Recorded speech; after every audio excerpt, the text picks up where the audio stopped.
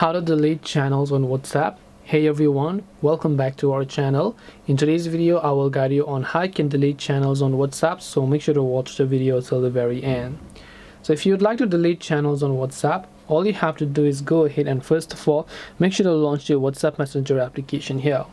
Once you launch your WhatsApp Messenger app, you will see this type of interface where you want to come to the updates tab from the bottom here, and when you come to the updates tab from the bottom, you can just select the channels that you have created, tap the three dots option, go to channel info, then scroll down, tap the delete channel option, tap on delete, make sure to enter your phone number, tap the delete option, and your channel will get successfully deleted. This way you can delete a channel on WhatsApp. Hope this video was helpful. If you have got any questions, feel free to leave them down below. Thank you very much for watching till the end of this tutorial, and see you soon in our next video.